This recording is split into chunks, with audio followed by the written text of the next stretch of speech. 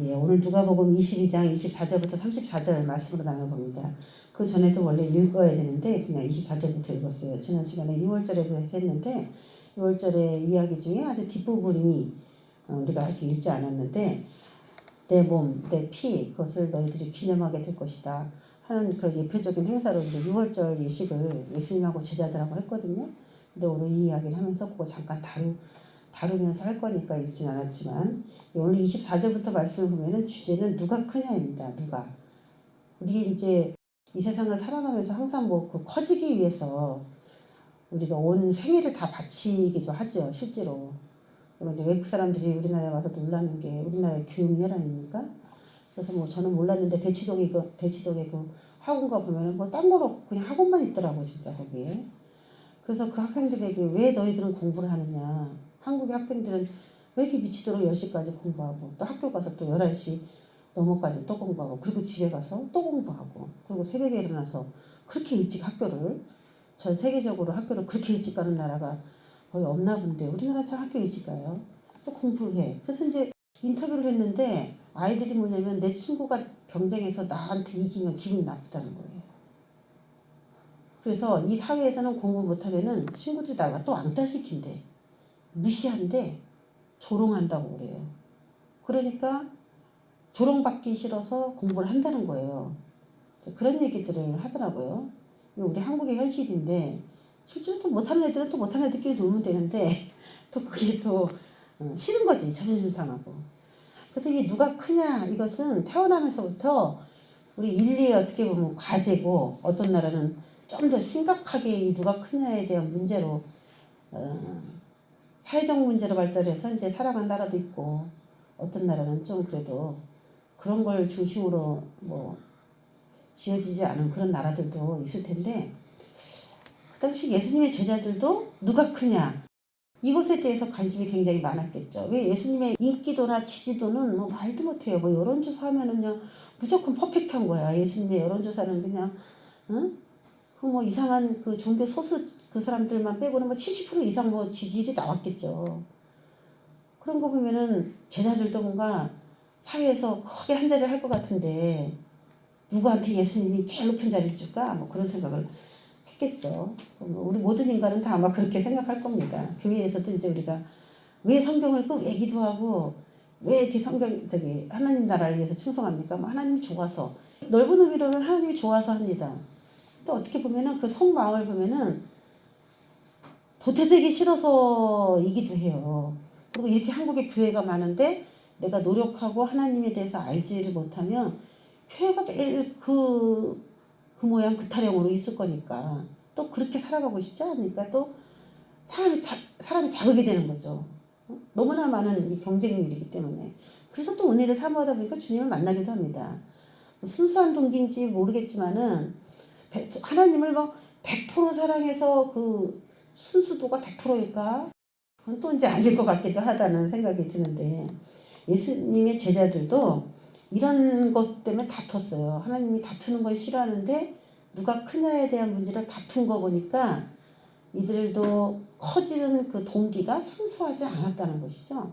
다투는 거를 하나님이 그렇게 싫어하시는데도 그런 방법 가지고 누가 크냐에 대한 변론을 나누는 걸 봤을 때 제가 이제 도토리를 딱 이렇게 해놨는데 뭐 사람이 태어나면은 우리 말하듯이 도토리 키재기다. 사람이 거기서 거기다 이제 그렇게 생각하잖아요. 그래서 조금 큰 것도 있고 좀 작은 것도 있어요. 그렇지만 오늘 누가 크냐에 대한 답이 요 한 커트 그림에 다 들어있어요. 사람이 태어나면 다 도토리 키재기예요. 거기서 거긴데 이 도토리 중에 그래도 커질 수 있는 가능성, 하나님이 높일 수 있는 가능성은 그 사람이 어느 정도로 가시면류관에 가까운 삶을 살았느냐이겠죠. 예수님이 가신 고난에 대해서 얼만큼 이해했는지, 얼만큼 실천했는지, 얼만큼 경험했는지 알고 있는지 그런 거에 대해서 그 도토리가 이제 딴 도토리보다 훨씬 커지겠죠. 이 한 커트에서 핵심은 도토리에게 있는 게 아니라 가시면류관 거기에 있는 거다. 이 그림 한 커트를 이제 그렇게 소개가 일단 될 수가 있습니다. 자, 오늘 24절에 보면은 누가 크냐 하는 다툼이 있었어요. 이방인들의 임금들은 그들을 주관합니다. 주관하는 사람은 높은 사람이죠. 그리고 또 은인이라 칭함도 받고 뭐 지도자, 선생님 여러 가지 호칭으로 사람들을 높여요. 그런 제도들이 이 땅 가운데 있습니다. 그래서 다른 본문에 보면은 예수님께서는 그거 세상에서는 그렇게 서열을 나누고 그 서열이 높은 사람이 아랫사람을 다스리는 식으로 밑에 사람 복종하는 식으로 그렇게 살아가지만은 우리는 하나님께서 높은 지위를 줬다 할지라도 섬기는 그런 자세를 가져야 된다라고 다른 본문에서도 그렇게 자세하게 이 이야기를 다른 부분이 나옵니다. 그러면서 오늘 27절에 보면은 앉아서 먹는 자가 크냐? 섬기는 자가 크냐? 앉아서 먹는 자는 상전이고 뭐 발을 닦아주거나 밥상을 차려주는 사람은 섬기는 자죠. 종이죠. 누가 크냐? 앉아서 먹는 자가 아니냐? 밥상 차려주고 수고하고 밑에서 서포트하는 사람이 더 크지는 않지 않느냐 이거죠. 그러나 나는 섬기는 자 중에 있노라 그렇게 얘기를 하세요. 요약을 하자면은 섬기는 자가 큰 자다라는 거죠.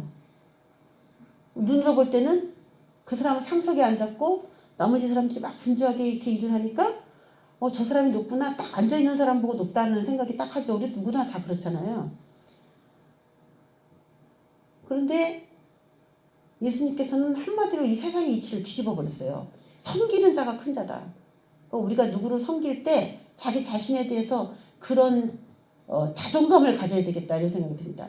왜 맨날 나만 해 나만 왜 나만 일 시켜 그것 때문에 어떻게 보면은 화가 나고 사람들이 또 그렇게 대우하는 것 때문에 그 기분 나빠요. 내가 누구를 위해서 수고하고 봉사하는 거는 또 할만해요. 그런데 네가 그렇게 해야 되는 사람이야 라면서 부려먹는 것이 너무 당연하다고 이 섬기는 자가 느낄 때에 그거 하기 싫은 거예요. 여태까지 잘하던 일들도 기분 탓이죠? 기분 탓이에요. 기분 탓. 응?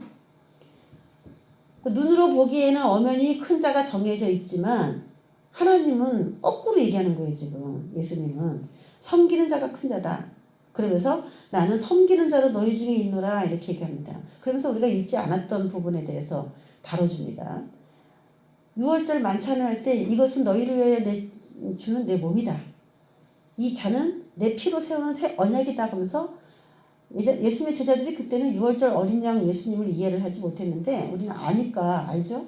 예수님이 그 피를 짜가지고 자신을 따랐던 그 제자들에게 이제 먹여주는 장면이에요. 이게 6월절이에요.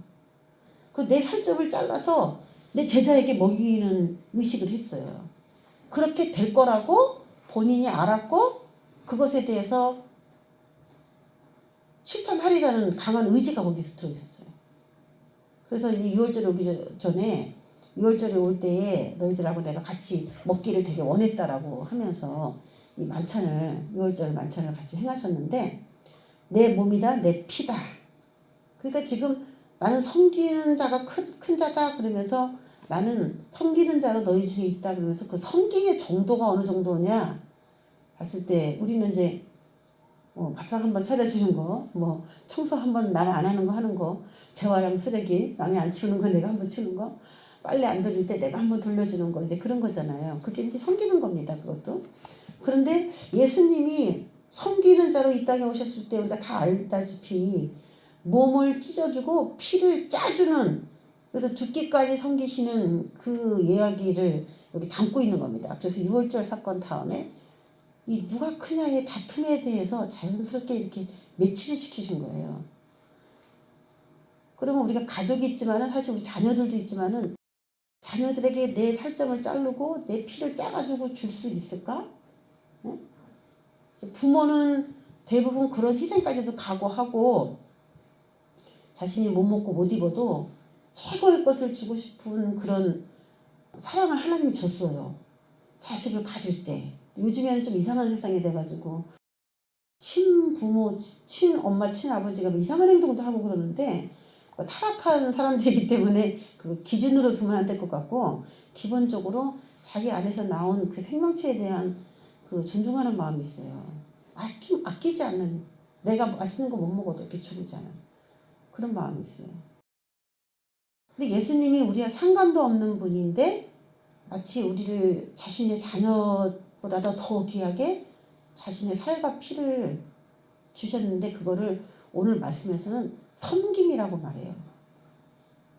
희생이다 이렇게 생각할 것 같은데 섬김의 하나라고 얘기를 해요. 그러니까 우리가 생각하는 섬김의 그 단어와 조금 다르게 더 폭넓게 접근해야 된다는 것이죠. 한번 생각해 보겠습니다. 나는 얼마나 섬기고 있는가? 내가 섬기는 것에 대해서 바라고 있는 건 아닌가? 내가 이만큼 섬겼으니까 너도 아니 이만큼 섬겨. 무조건적인 섬김인가? 또 다른 사람이 나를 섬기는 걸 너무 당연히 여기는 건 아닌가? 왜 나만 섬겨야 된다라는 그런 생각을 갖고 있지는 않은가? 왜 하나님이 나한테 섬길 수밖에 없는 자리에 있게 하는가? 저는 이제 그런 생각이 많이 듭니다. 한 가정에서 뭐 4남매, 5남매가 태어나는데 실제로 이제 장녀도 있고 막내도 있잖아요. 그리고 우리가 결혼을 하면은 남편이 그 집에서 몇째이냐에 따라 그 여자도 당연히 그 서열에 맞게 들어가게 돼요. 그러면서 막내가 서열 1순위가 될 수도 있고 결혼을 통해서 장년대 서열 끝순위가 될 수도 있어요. 결혼이란 제도를 통해서. 근데 우리가 결혼해서 살아보면 알겠지만은 그 서열이 굉장히 지켜져야 되는 그런 서열이라는 걸 알 수가 있습니다. 그래서 야 이건 뭐 태어날 때부터 정해진 서열도 있고 결혼하면서부터 이 뒤바뀌는 서열도 있는데 그래서 부득이 섬길 수밖에 없는 자리가 있는 거예요. 그럼 우리는 야 내가 이 자리에 들어와서 이 너무나 안 해도 되는 일까지 다 한다 하면서 굉장히 그것을 불평하는 반응으로 내보낼 수 있는데 오늘 이 말씀을 딱 보면은 하나님이 그 사람에게 그런 환경에서 살아가게 하는 이유가 아주 감사의 제목으로 바뀌게 됩니다. 감사의 내용으로. 자, 쭉 한번 읽어보겠습니다. 큰 자가 되기 위해서 예수님은 뭐라고 얘기하시는가? 28절에 너희는 나의 모든 시험 중에 항상 나와 함께한 자들인즉 그래서 높은 자리에 올라갈 가능성이 있다. 이런 얘기를 이제 뒤에서 이제 하셔요. 근데 그 중에 하나가 너희는 나의 모든 시험 중에 항상 나와 함께한 자들인즉 이런 단서가 붙어요. 자, 큰 자가 되기 위한 준비 첫 번째는 예수님께서 당하신 시험을 함께 당한다. 거기에 동참된 자에게 큰 자가 되게 하는 은혜를 줘요. 그러니까 우리는 이 땅에서 편하게 산 사람이 혜택받은 사람이라고 생각하는데 예수 안 믿다가 아주 늙어가지고 예수님 믿고 딱 죽는 사람이 평생 자기 마음대로 살다가 예수 믿고 죽었으니까 돌아가셨으니까 그 사람이 제일 어떻게 보면 혜택받은 사람처럼 느껴지는데 그게 아니에요. 이 땅에 우리가 몸을 가지고 사는 동안에 예수님께서 당하신 시험을 함께 당하는 시간이 많은 만큼 그 사람이 큰 자가 되기 위한 준비를 하나하나 전철을 밟아서 하고 있는 사람입니다. 시험 많이 당하면 기분 안 좋죠. 그런데 그 사람이 큰 자가 돼요. 그래서 예수를 일찍 받아들이고 하나님이 우리에게 소명을 줄 때 그것을 일찍 캐치하고 그 길로 얼른 들어가서 내가 해야 될 그것을 이루어드리는 그 발자취, 예수님의 발자취를 따라가는 게 그게 큰 자가 되기 위해서 하나님이 우리에게 베푸신 은총입니다. 우리가 거기에 아멘 해야 되고 왜 나만 시험을 당해? 그렇게 생각하면 안 되겠죠. 내 아버지께서 나라를 내게 맡기신 것 같이 나도 너희에게 맡길 것이다. 예, 이게 바로 큰 자에게 준 혜택이에요. 나라를 맡길 것이다. 그래서 제가 보라색으로 해놨죠. 가장 큰 자는 준비가 다 된 만약에 가장 큰 자가 있다면은 결론적으로 그 자들은 어떤 자를 큰 자라고 하느냐? 하나님 나라를 맡은 자를 큰 자라고 생각을 한다는 거구나. 예수님 말씀이. 내 아버지께서 나라를 내게 맡기신 것 같이 그래서 나는 큰 자가 될 거야. 여기서 섬기지만. 그런데 나도 너희에게 하나님 나라를 맡길 거야. 그러니까 내가 했던 행동 그대로 너도 해야 돼. 그게 큰 자야. 하나님 나라를 맡는 자가. 이런 얘기예요. 너희로 내 나라에 있어 내 상에서 먹고 마시며 또는 보좌에 앉아 이스라엘 12지파를 다스리게 하려 하노라. 이렇게 하는 이유는 내 상에서 먹고 마시며 그렇게 하게 하는 이유는 이스라엘 12지파를 다스리게 하려고 한다 이거예요. 그럼 큰 자가 되기 위한 준비는 예수님과 늘 함께 먹고 마시는 삶을 계속 해야 되는 거죠. 그분과 늘 하나가 되어서 우리가 식사하면 친해지잖아요. 가까운 사람하고 자꾸 밥 먹고 싶죠? 그런 거와 같은 거예요. 그렇게 먹고 마시는 삶. 먹고 마시는 게 뭔지 알죠? 성령과 교제하고 말씀을 통하여 오늘 내 삶의 그 영양분이 되도록 내가 오늘 필요로 하는 질문에 대한 그분의 응답이라든지 이렇게 교통하는 거예요. 엄마 나 어떻게 해? 이렇게 해. 아 알았어 하면서 부모와 교통하듯이 우리 예수님도 인격적으로 우리 조언을 구할 때 인간이 하는 방법처럼 우리도 하나님과 그런 관계를 갖는 겁니다. 삶 속에서 늘 그런 관계. 그러면 어떻게 되냐? 이스라엘 12지파를 다스리게 됩니다. 그럼 이게 무슨 말이냐? 이스라엘 12지파를 다스리는 그런 자가 큰 자라는 거예요. 오늘 다 나왔어요. 사람들이 지금 다투는 이유는 이 땅에서 이 나라를 다스리고 여기서 한몫을 취하기 위해서 그걸 다퉜어요. 근데 예수님은 큰 자가 되려면 섬겨야 된다고 얘기하고 큰 자가 이 땅에서 다스리고 이 땅에서 권력을 행사하는 그런 세상의 이방인들의 집권자들과 같이 얘기하지 않고 이거를 하나님 나라를 맡고 거기서 이스라엘 12지파를 다스리는 그 이야기로 좀 영적인 이야기로 이제 바꿨어요. 예수님이 다. 이 땅에서 아무리 높아진다 해서 그 큰 자 아니다. 자기 하나님 나라를 생각하고 거기에 맞는 사람으로 준비되어서 거기에서 헌영할 수 있어야 그 사람이 큰 자다 라고 하면서 그 사람들의 욕심에 예수님이 그냥 철퇴를 가하신 거죠. 우리도 이 땅에 야망이 있어요. 욕심이 있어요. 높아지고자 하는 마음도 있어요. 그러다 보니까 기도도 더 하게 되고 아무래도 준비도 더 하게 되고 하겠죠. 근데 이 땅에서 높아지지 않아. 커지지도 않아. 실망해요. 다시 한번 그걸 생각해야 돼요. 여기에서 취해지는 지위나 자리가 전부가 아니라는 거. 예수님의 시선은 언제나 보이지 않는 그 나라를 누구에게 맡길 것인가 거기에 주님의 생각이 미쳐 있다는 것입니다. 우리도 거기에 동일한 생각을 가져야 되죠. 여기서 출세하는 게 좋아요? 저기서 출세하는 게 좋아요? 여러분들은 응? 여기서 크기 위해서 다투고 싸우는 이유가 여기에서 커지려는 거예요? 저기서 커지려는 거예요? 사실 뭐 저기는 아직 안 가봐서 모르니까 여기서 커지려고 하는 그런 몸부림이죠. 우리의 삶이. 우리도 이 제자들과 똑같은 생각을 하니까 다투게 되는 겁니다. 이제 우리 생각을 바꿔야 돼. 나는 하나님 나라를 맡을 자야. 그래서 이 땅에서도 저기 가서 하나님 나라를 내가 맡아서 다스리듯이 내가 여기서 하나님 나라를 조그만 나에게 맡겨준 그 사람을 하나님 나라를 맡은 자처럼 다스리는 훈련 그거를 내가 해야 되겠다 하면서 10명 붙여주면 10명을 다스리고 5명을 붙여주면 5명을 다스리는 훈련을 저기다 생각을 두고 이렇게 해야 된다는 얘기죠. 참 고차원적인 얘기예요 이게. 예수님이 그러면서 12명을 데리고 다닌 거예요. 12명. 내가 볼 때는 너무 초라한 인은 아닌가 이 생각도 들어요. 사역할 때는 많이 왔지만 실제로 같이 동행한 사람은 12명인데 너무 좀 작은 수 아닌가? 저기서 왕으로 계실 분의 지위로 봤을 때 여기서 자신이 가족이라고 형성한 그 가족은 너무 인원이 적어. 비유도 그 사람에게만 풀어주고 비밀도 그 사람에게만 몰래 알려주고 자기 오른팔 왼팔 같은 사람들인데 그 사람이 12명밖에 안 돼요. 나가면 큰 사역을 하셨지만. 그러니까 예수님도 제자들과 같은 시선으로 보기에는 큰 자가 아닌 거지. 이 세상의 관점으로 봤을 때는. 제일 중요한 거 먹고 마시는 것입니다.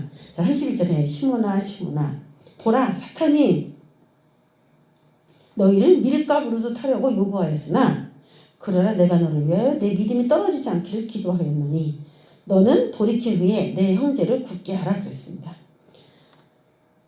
예수님께서 이 사람을 높여야 되겠다 생각하고 그 사람을 더 섬길 수밖에 없는 자리로 둔다는 얘기죠. 그 사람을 정말 12지파를 다스릴 수 있는 사람으로 세우고 싶어가지고 하나님이 하시는 일이 그 사람을 섬길 수밖에 없는 그 일을 하게 하신다는 거예요. 근데 우리가 그걸 불평한다면 정말 하나님 뜻하고 굉장히 안 맞은 거죠. 그 자리에 있게 하시는데 사탄이 그거를 알아요. 저 사람이 하나님께서 왜 어떤 생각으로 저렇게 저 자리에 있게 하셨는지 사탄이 알아요. 그거를. 그래서 마음에 투정하게 만들어요. 불평하게 만들어요. 자기의 처지를 비관하게 만들어요. 왜 나는 뭐 이렇게 뭐 막내로 태어나서 또 결혼하니까 또 막내야 뭐 이럴 수도 있어요. 더블로. 어느 직장 들어갔는데 윗사람들만 많고 아랫사람이 아무도 없는 거야. 계속 그게 반복되는 거야. 그럼 이거 왜 그러지? 시키는 사람만 있지 내가 시켜먹을 사람이 없는 거죠. 그거 나는 왜 이럴까? 정말 나는 운이 안 따르나? 막 이런 생각이 갖가지로 드는데 그런 사탄의 그런 행동이 있다면은 우리가 알아차려야 된다는 말입니다. 우리가 알아차야 돼. 나를 하나님이 어떻게 세우려고 계획을 갖고 계시다는 걸 딱 눈치를 채라는 거죠.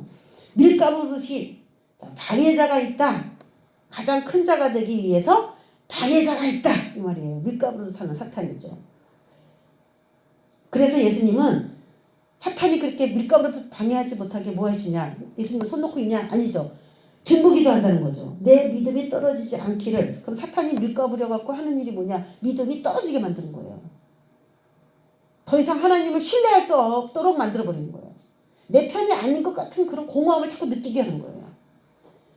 하나님이 믿어지지 않는 거예요. 나를 위해서 일한다는 게 믿어지지 않는 거예요. 너무 밑으로 쭉 내려가니까 하나님이 날 사랑한다는 믿음이 없어진 거죠. 그 예수님이 중보기도 해준다는 겁니다. 이게 큰 자가 되기 위해서 준비되는 과정인데 내가 해야 될 것도 있지만 예수님께서 해주시는 것도 있어요. 힘내시기 바랍니다. 나 혼자 하는 게 아니에요. 큰 자가 되기 위한 준비가. 예수님의 중보기도가 세 번째로 들어가요. 그리고 너를 돌이킨 후에 내 형제를 굳게 하라. 지체들을 굳센 믿음으로 세워야 한다는 그런 내가 큰 자가 되었을 때 그렇게 해야 된다라고 하는 그런 마음의 준비까지도 해야 된다는 것입니다. 나의 비전과 마인드를 그렇게 세워야 된다는 거죠. 밀가부르는 걸 보여드릴게요. 예. 이렇게 들어서 쳐서 이렇게 축전이가 바깥으로 나가게 하는 방법도 있고 동영상 있죠. 남자분이 옆으로 이렇게 해가지고 빠져나가게 하는 거. 사탄이 저렇게 한다는 거야. 그럼 저걸 다른 말로 얘기하면 저거는 이제 우리가 요즘에 쓰는 말하고는 저게 좀 이해가 안 가요. 사탄이 밀가부로 타려고 하였으나 이게 좀 이해가 안 돼.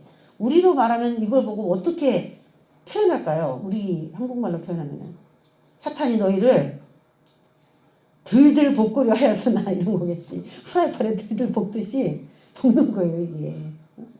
맨 끝에 그 방망이로 이렇게 두들기면서 뭔가 이렇게 까부르잖아요. 사탄이 내가 믿음으로 살려고 하고 하지만은 나의 지위나 자리가 너무 낮아서 자꾸 이렇게 섬기기만 하는 그런 일이 반복적으로 생겨서 운이 없는 사람처럼 내가 느껴진다면은 사탄이 그 사람의 가능성이 있다는 거를 알기 때문에 불평하게 자꾸 만드는 거예요. 근데 우리가 지금 생각할 때는 바꿔야 돼. 내가 그런 자리에 있는 이유는 내가 하나님께 그렇게 선택된 그 축복의 사람이다. 그래서 우리가 운명으로 바꿀 수 없는 거, 태어날 때부터 정해진 거, 그것에 대해서 기뻐할 수 있어야 된다는 거예요. 처지를 자꾸 비관하면 뭐 한두 끝도 없는데 이 영의 세계와 물질계는 엄연히 좀 반대적인 게 굉장히 많다라는 생각이 듭니다. 막내로 태어나신 분들 예수님을 축복합니다. 내가 그 생각을 많이 하거든.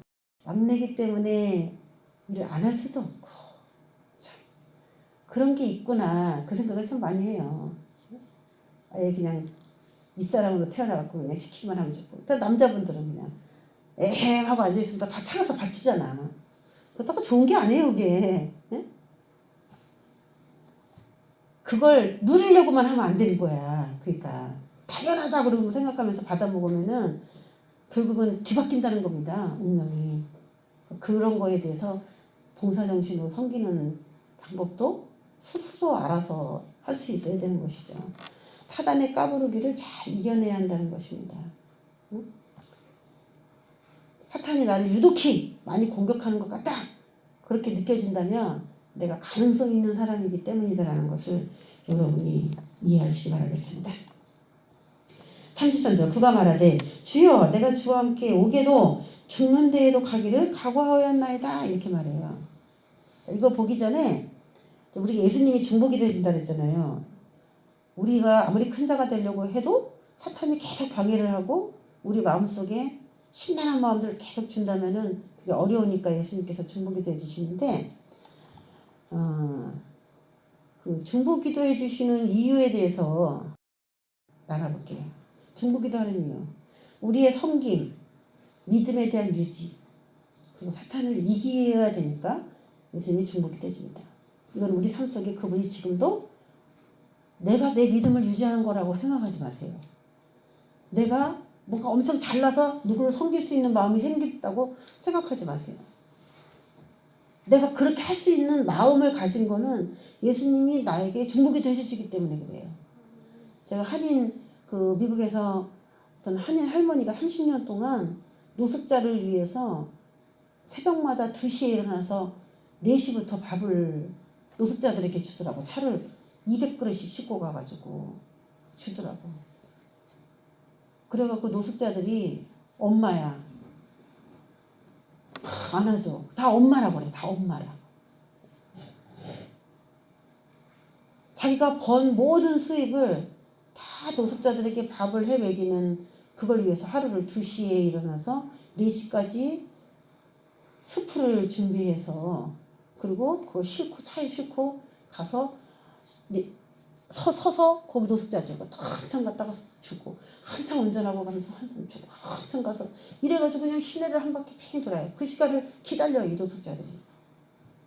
그렇게 안 해도 되는데 그렇게 하더라고요. 그래서 제 생각에는 정말 우리가 이제 교회가 더 능력 있어지고 섬길 수 있는 그런 재정이 된다면은 지역사회를 위해서 이제 우리 뭐 영적으로 그것만 가지고는 안 되죠. 지역사회에 정말 어려운 사람들을 위해서도 풀어낼 수 있어야지. 이거는 뭐 맨날 허덕여가지고 있으면 안 되지 않습니까? 그런 선한 일에도 동참을 해야 되겠다 이런 생각이 듭니다. 물론 잘 먹고 잘 사는 사람 데려다가 뭐 배부른 사람에게 더 배부르고 주고 그런 건 의미가 없어요. 근데 정말 그게 필요한 사람들 그게 선행이죠. 배불러갖고 좀 꼭대기까지 찼는데 한 그릇 더 잡수세요. 그게 상급이 될까요? 그게? 응? 욕심이지 그것도. 그래서 정말 어려운 사람들을 찾아내서 도와줄 수 있는 정말 계획적인 구제 같은 것도 제가 한번 생각해 보는데 그렇게 해야 되겠다는 생각이 듭니다. 그래서 형제들을 세워 형제들을 사탄이 까부르는 거를 예수님께서 중보기도로 막아주시면서 그 사람이 커서 형제들을 많이 세우게 하기 위함이고 또 형제들이 세워지면 그 사람들이 더 연약한 자기도 연약했을 때처럼 더 연약한 사람들을 그 베드로를 통해서 구원하게 하시기 위해서 베드로를 위해서 중보기도 하시는 것이죠. 베드로가 얼른 커져서 사탄의 까부르기를 이기고 너희들도 사탄을 조심해 하면서 더 연약한 자들을 케어할 수 있도록 예수님의 중보기도는 계속되고 저와 여러분들도 오늘 믿음이 떨어지거나 그럼 도와달라고 하세요. 예수님한테. 또 성김이 부족하면 그것도 도와달라고 하시고 또 우리를 세워서 더 연약한 사람을 구원하기 위해서 예수님 저를 위해서 기도해 주세요. 그런 우리가 주님께 기도를 올리는 것 같지만은 또 예수님이 우리를 위해서 기도해 주신다고 하니까 그랬더니 시몬이 용감하게 말하잖아요. 내가 주와 함께 오게도 죽는데도 가기를 각오하였나이다 그래요. 여러분 이런 얘기 면전에다 대고 할 수 있어요? 하나님은 면전에 대고 이런 얘기 할 수 있어요? 내가 오게도 죽는데도 가기를 각오하였다고 베드로처럼 말할 수 있는 사람이 있어요? 나는 이것만 봐도 베드로는 참 보통 사람이 아니야. 근데 믿음이 꼭 좋아서 이런 얘기를 하는 건 아니더라고. 뭔가를 아는 사람들은 또 이런 얘기를 하기가 나를 어디든지 보내서서 이건 사람들이 잘 불러.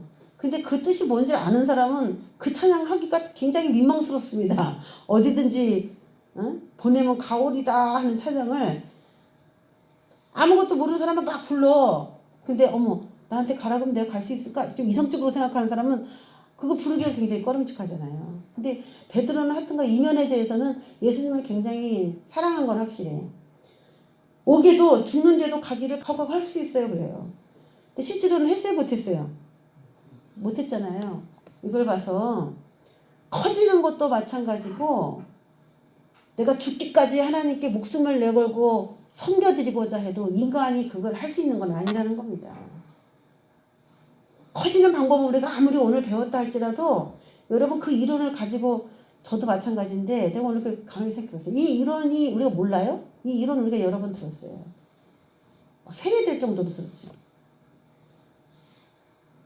근데 그게 우리의 각오로 되는 것일까? 큰 자라고 하는 그게 내가 지식을 알고 뭘 열심히 더 할 수 있어요. 그렇지만 이게 하늘에서 쪼인다는 일이기 때문에 내 각오로서 믿음도 유지할 수 있고 내 각오로서 더 섬길 수 있고 내 각오로 사탄을 이길 수 있다고 생각한다면은 시작부터 뭔가 잘못된 것이죠. 이론을 알고 거기에 대해서 하려는 마음가짐은 굉장히 중요하니까 좋지만 거기에 하나님이 함께 해주셔야 되죠. 우리 삶에 개입되어 있는 사탄의 전략을 의식하고 나를 도우시는 예수님을 의지한다. 이게 중요합니다. 만약에 우리가 이런 걸 배우지 않는다면 사탄의 전략을 의식할 수 없는 거예요. 왜 나는 이 자리에 있어? 맨날 뭐 이렇게 해야 돼. 섬기기만 해야 돼. 오나가나 그냥 맨날 시켜먹네. 이렇게 생각하니까 사탄의 전략을 의식하지 못한 거죠. 그러니까 그 사람이 큰 자가 될 수가 없는 거죠. 아무리 똑같은 일을 해도 불평하면서 한 일에 대해서는 상급이 없습니다. 이런 사탄의 전략적인 마음이 그런 마음인 걸 알고 쳐내고 이기면서 기쁨으로 바꾸면서 감사로 바꾸면 그 사람이 이긴 거예요. 사탄을 이긴 거예요. 그러니까 똑같은 봉사를 하면서도 그 사람은 승리자가 되는데 똑같은 일을 몇 년을 했는데도 계속 불평하면서 나를 이렇게 일을 시키는 그 사람을 막 원망하면서 일을 한다면은 그 사탄에게 마음이 진 거예요. 똑같은 일을 했는데 사탄에게 진 거예요. 사탄의 전략을 의식하지 못했기 때문에 이런 이론들이 굉장히 중요한 것이죠.